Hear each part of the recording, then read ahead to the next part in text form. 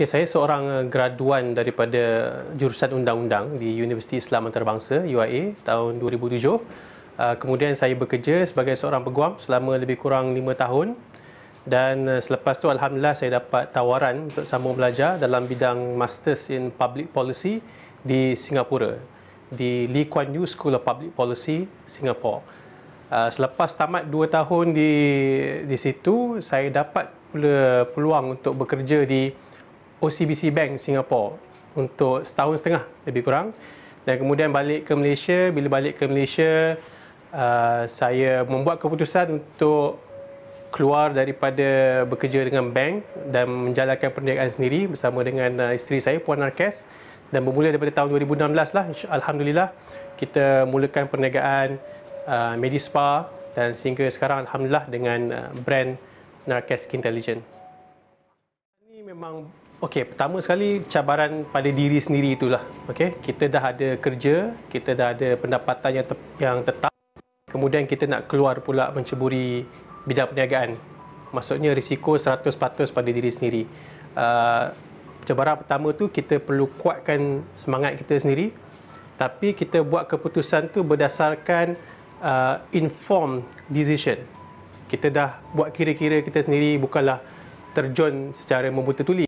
Kita ada perkiraan kita sendiri dan kita ada semangat dan kita yakin kita boleh buat, baru kita terjun dalam bidang perniagaan. Ya, tahun 2016 tu saya ambil keputusan, saya keluar dan kita bina perniagaan ini sama-sama.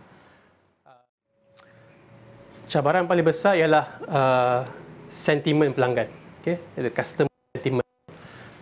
Kita faham dari segi ekonomi ramai yang terjejas. Jadi kita boleh expect, maksudnya sales tahun-tahun lepas dengan sales ataupun jualan dalam tahun-tahun mencabar, tahun yang ada COVID ni akan menurun sedikit. Jadi mungkin kita perlu bekerja lebih untuk mendapatkan jualan yang sama ataupun kurang sedikit pada tahun lepas. Kerja lebih tapi mungkin sales ni kurang sikit. So jadi objektif untuk tahun 2021 ni ataupun selagi mana COVID ni masih berterusan ialah agar bisnes ni boleh sustain, boleh stable. Kita perlu bertahan. Paling-paling kurang pun boleh kata apa, cover modal, insya-Allah kita akan cuba bertahan. Jadi untuk bertahan tu, walaupun customer kurang daripada dulu, kita akan cuba sedaya pastikan jumlah customer yang ada tu alhamdulillah insya-Allah cukup untuk masa sekarang ni cover kita punya modal lah kurang-kurangnya.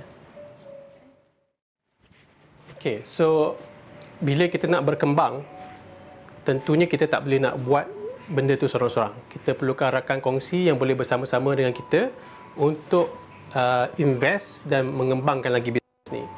Jadi perkara pertama ialah saya sendiri selaku co-founder dengan Puan Narkes, kita berlaku jujur dengan kita punya bakal investors, bakal partner kita, dan kita cerita terus terang bagaimana kita akan mengembangkan lagi bisnes ni. Jadi bila mana rakan bisnes, rakan partner yang dah ada dalam bersama dengan kita, mereka faham dan mereka boleh menyokong pengembangan bisnes kita. So alhamdulillah dalam masa 3 tahun ni, daripada kita satu cawangan kita boleh berkembang ke 14 cawangan lah. Peranan saya di Narkes Kintelligent, saya tak duduk di depan.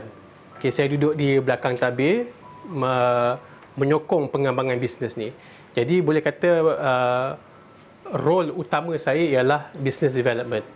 Memang kita nampak bisnes ni di hadapan nampak agak feminin, tapi di belakang tu banyak orang kata heavy lifting yang kita kena buat.